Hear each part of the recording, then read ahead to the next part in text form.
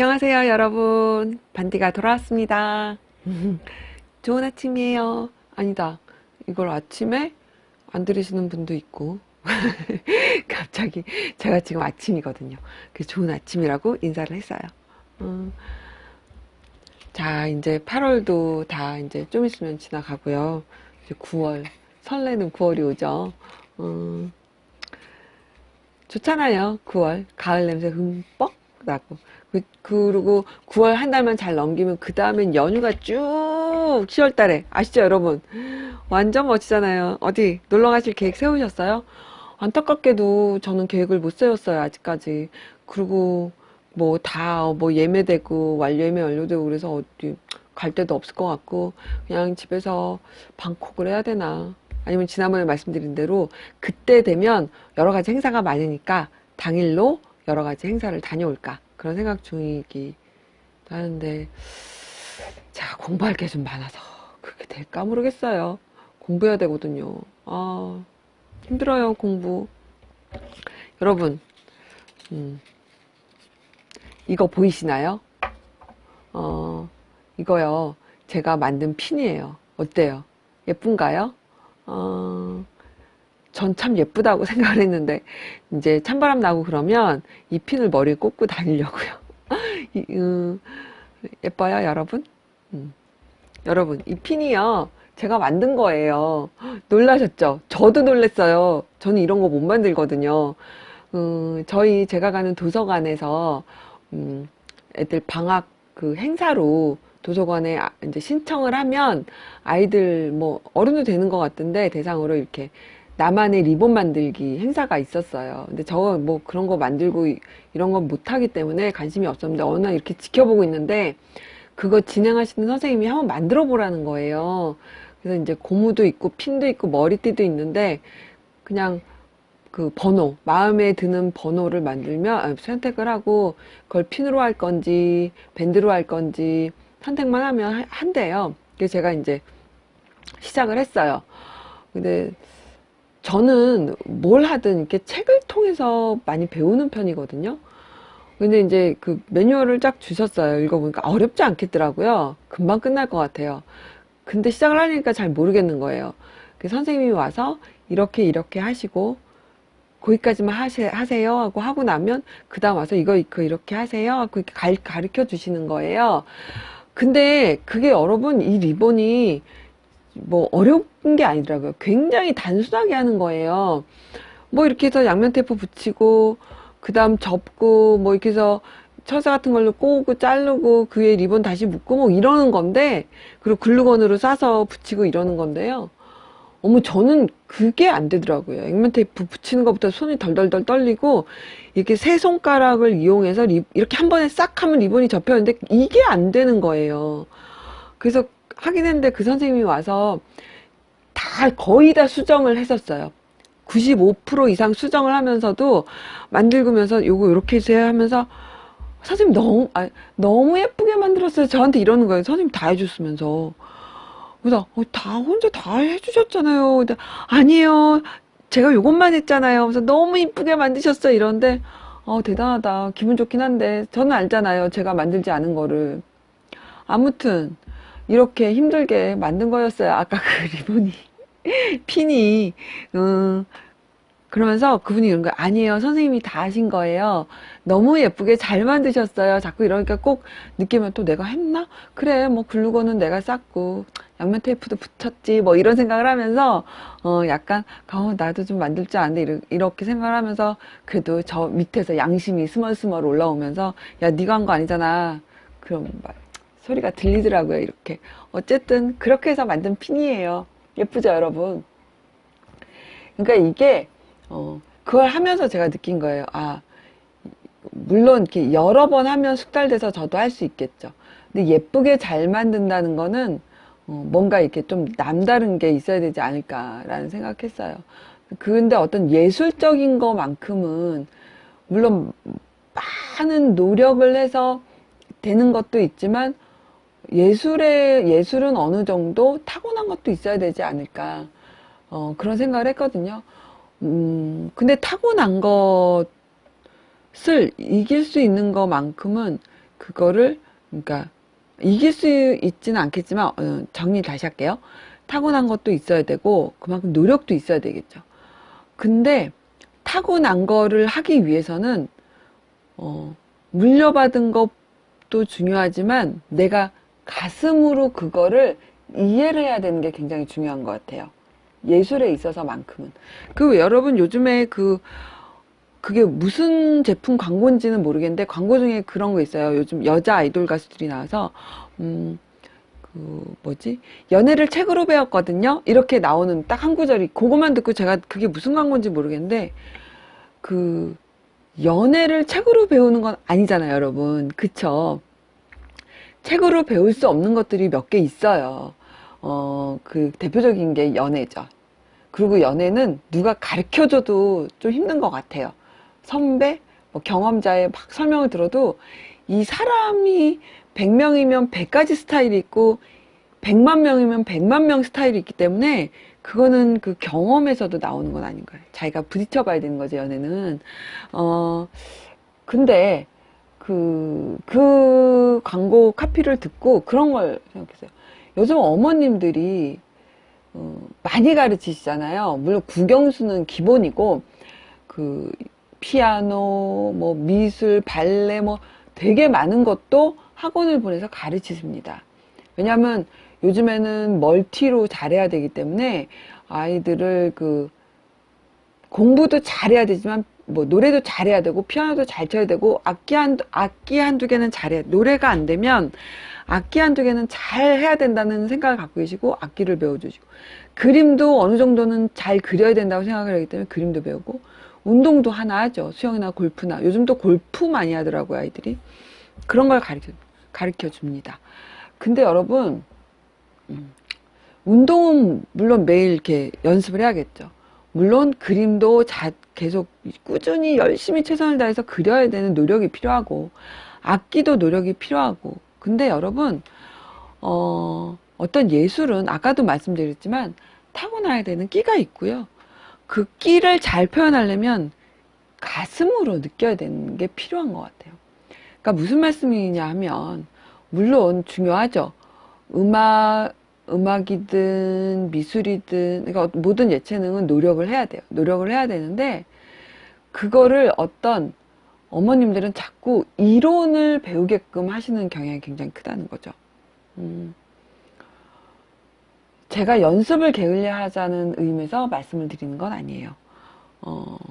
근데 자꾸 어떤 일들이 벌어지냐면 미술 작품을 보는데 자꾸 책을 통해서 먼저 보고 눈으로 보라고 자꾸 얘기를 하세요. 그리고 음악을 들을 때, 음악 감상을 할 때도 자꾸 귀로 듣고 책을 통해서 보고 그거를 계속 강조를 하시는 부분들이 너무나 많아요. 이 말이 왜 틀리는지 아직도 모르시는 분들이 계시는 것 같아요. 여러분, 음악은요, 귀로 듣는 게 아니고요, 가슴으로 듣는 거예요. 미술 작품을 감상할 때는 물론 눈으로 봐야겠지만 그 눈을 통해서 가슴으로 감상을 해야 되는 거거든요. 전에도 제가 저의 경험을 자꾸 얘기를 했어요. 제가 그랬거든요. 제가 자꾸 눈으로 보고 귀로 들었어요. 그래서 이거는 이 부분이 좋아. 여기서 단조로 바뀌는 게 너무 좋았어. 이 화음이 너무나 좋아. 자꾸 분석을 하고요. 그리고 그 작곡가에 대해서 책으로 읽고 이 작곡가가 어떤 뜻으로 이거를 했고 그 상황은 어였고 그래서 자꾸 눈으로 막 머리에 지식을 쌓고 귀로 듣습니다. 화음을 생각하면서. 그러니까 이론적으로는 좀 알아요. 그러니까 어떤 이 음악 감상 이런 걸 할 때 굉장히 뭐라 그러죠? 이론적인 면에서 평론을 하듯이 제가 막 감상문을 써내는 거예요. 미술도 그랬어요. 미술 작품을 볼 때 먼저 그 작가에 대해서 막 공부하고 그 작품을 그렸을 때 어떤 상황이 물론 그거를 미리 아는 게 나쁜 건 아니에요. 그러면서 미술 작품을 보면서 막 들으니까 이게 내 가슴으로 느껴지는 것보다 이미 한번 나는 어떤 거에 어떤 내가 보고 읽은 지식에 의해서 내 선입견이 먼저 생겨서 미술 작품을 보게 되는 거예요. 그러다 보니까 가슴으로 느껴지는 게 아니라 그 다음 독후감이나 어떤 그 미술 작품을 보고 뭘 써내야 될 때, 감상문을 쓸 때 자꾸 지식이 눈앞을 가리니까 내가 느낀 걸 쓸 수 없는 거예요. 그러면 여러분 어떻게 되냐면요, 감상문이 거의 똑같아져요. 튀는 감상문이 없어요. 선생님들이 보시기에. 그건 아니죠. 감상문은 내가 느낀 점을 쓰는 거잖아요. 감상문을 제대로 쓰기 위해서, 아니면 내가 정말 이 어떤 작품, 그게 음악이든 미술이든 무엇이든 간에 올바르게 내가 느끼고 감동을 받으려면요, 가슴으로 듣고 가슴으로 보고 가슴으로 느껴야 돼요. 이게 어렸을 때부터 돼야 성인이 돼서도 올바른 느낌을 가지고 있고 올바른 감동을 갖고 있어요. 그건 나만 하는 거잖아요. 나만. 근데 그거를 우리나라 아이들 감상이요, 똑같습니다. 책을 읽든 미술작품을 보든 음악을 듣던 똑같은 감상, 똑같은 평가를 해요. 아이들이 읽어보면요 다 똑같아요. 누구 하나 내가 정말 느낀 점을 써내는 아이가 없어요. 물론 있죠. 100에 1명, 제가 인심 써서 6, 70명이 한두 명은 있어요. 있는데 정말 그런 아이들을 보면 너무나 경이롭고, 정말 이 아이들이 음악을 해야 되고 미술을 해야 되는 아이라는 거를 저만 느끼는 게 아니고요, 전문가 선생님들이 보실 때 그렇게 느낀다는 거죠. 그게 아마 고등학교 이후는 늦을 수도 있어요. 어머님들이 중고등학교 가서 예술활동, 예체능을 배우면 늦기 때문에 유치원, 늦으면 초등학교, 빠르면은 유치원, 그러니까 초등학교 입학 전에 어머님들이 빨리 예술을 접하게 하시거든요. 근데 그때부터 잘못된 거예요. 고등학교 가서 올바르게 예술작품을 느끼기 위해서 가슴으로 느껴야 돼. 귀를 통해서 가슴으로 듣고 눈을 통해서 가슴으로 작품을 봐야 되면 좀 늦어요. 왜 늦냐면 정말 그렇게 느껴야 될 시기에 책을 읽고 눈으로 보고 귀로 들었기 때문에 그때 와서 다시 가슴으로 느끼려고 하려면요, 이게 많은 게 필요하죠. 시간이 많이 필요해요. 제가 생각하기에는 또 그렇고 많은 전문인들, 선생님들 말씀으로는 학령기 이전부터 올바르게 음악작품, 예술작품을 몸으로, 가슴으로 느끼는 그런 훈련이 필요하다는 거죠. 그리고 그게 만약에 놓쳤다고 생각되면 늦지 않은 경우가 있습니다. 언제냐면 사춘기예요, 여러분. 내 아이가 사춘기라고 생각할 때는 그때 다시 예술작품을 감상하는 거를 훈련시켜 줄 수 있어요. 그때 해도 늦진 않아요. 근데 그 이후에는 시간이 많이 걸려요. 늦었다기보다 시간이 많이 걸려요. 왜냐하면 어떤 사람이 어떤 선입견, 편견에서 벗어나려면 그게 많은 시간이 걸리거든요. 그러고 나서 다시 보면 돼요, 여러분. 그때도 늦진 않죠. 그래서 제가 지금 드리고자 하는 말씀은, 아까 제가 그 작은 핀 하나 만드는 것도 매뉴얼 보고 제가 시작하려고 했잖아요. 할 수가 없어요. 제가 아마 핀을 가만히 이렇게 들여다보고, 리본이 이렇게 주름이 잡히는구나, 이렇게 됐구나를 먼저 차분히 감상했으면 아마 선생님 말씀을 듣고 제가 한 번에 잘 했을 수도 있다는 생각이 들거든요. 무슨 말씀이냐 하면, 지금 이제 학령기 이전에 아이를 키우고 계시는 부모님이 계시다면, 물론 우리 아이는 예체능은 안 할 거야 하면 상관이 없어. 근데 그렇다고 손 치더라도 미술 전시회를 가거나 음악회를 갈 때 미리 선입견을 가질 수 있을 만한 거는 피하자는 거예요. 그렇다고 그 작가의 일생이 어땠는지 그거를 딱 무시하고 그런 미술 작품을 봐야 되나요? 그건 아니죠. 그냥 한번 가볍게 읽는 거는 상관이 없어요.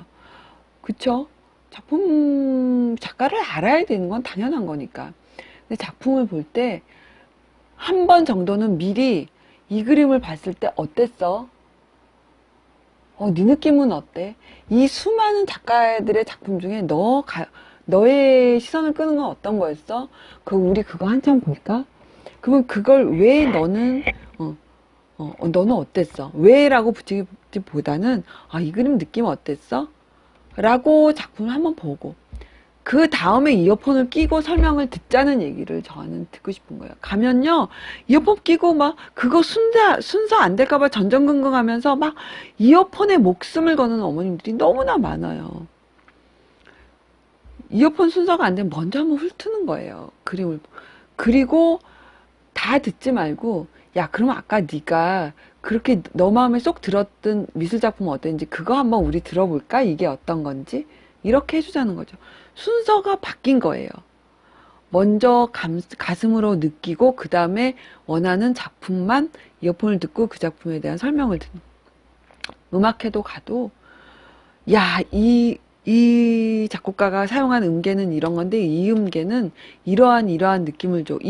여기서 이 단조를 넣은 거는 슬픔을 표현하려고 그랬을 거야 라는 설명 대신에 그냥 작가 한번, 그 작곡가 일생 한번 보고 그다음에 음악을 충분히 듣고 그 다음에 좀 바로바로 물어보는 게 아니라 집에 와서, 아니면 그 다음날 있어. 야, 어제 음악회 음악 어땠어? 엄마는 이런 느낌이었는데 너는 어땠니? 뭐 졸렸어. 나 재미없어서. 그럼 그냥 그대로 인정해줘. 너는 그 음악이 마음에 들지 않았구나. 우리 다음에는 다른 그리고 TV에서 뭐 예를 들어 뭐 짧은 작품들이 있잖아요. 호두까기 인형, 뭐 음악, 뭐 어떤 작곡가의 뭐 발레 음악 중에 한 소절. 요즘 뭐 많이 나오잖아요. 한 소절 듣고 어때? 넌 별로였어? 엄마는 좀 그랬어. 뭐 이런 식의 대화만 듣고 나중에 정말 피아노학원이나 뭐 갔을 때 이 아이가 이 음악을 다시 접했을 때 나는 이런 느낌이었는데 선생님의 설명을 들으니까 이렇게 해야 되는 거구나. 이 작곡가가 이래서 이걸 이렇게 했구나 라고 해도 늦지 않다는 거예요. 여러분, 예술작품의 감상은요, 순서 지금 물론 제대로 하시는 분들한테 제가 드리는 말씀이 아니고요. 먼저 이렇게 책을 통해서 아니면 설명을 통해서 아이한테 먼저 느끼게 해줬다면 다시 순서를 바꿔서 먼저 가슴으로 감상을 하고 그 다음에 이론을 접하게 해주시는, 그렇게 순서를 바꿔서 한번 해보시면 좋겠다라는 생각이 들었어요. 여러분, 절대 연애는 책으로 배우는 게 아닙니다. 선배들의 말을 듣는 게 아니고요. 연애하고 싶으면 빨리 한번 연애를 시작해 보는 게 가장 좋은 방법이라고 생각을 합니다. 어때요, 여러분? 맞죠? 연애는 시작이 중요한 거예요. 그리고 다시 한번 말씀드리지만 모든 예체능은 가슴으로 먼저 알아야 합니다. 맞죠, 여러분? 정말 틀린 거 없죠?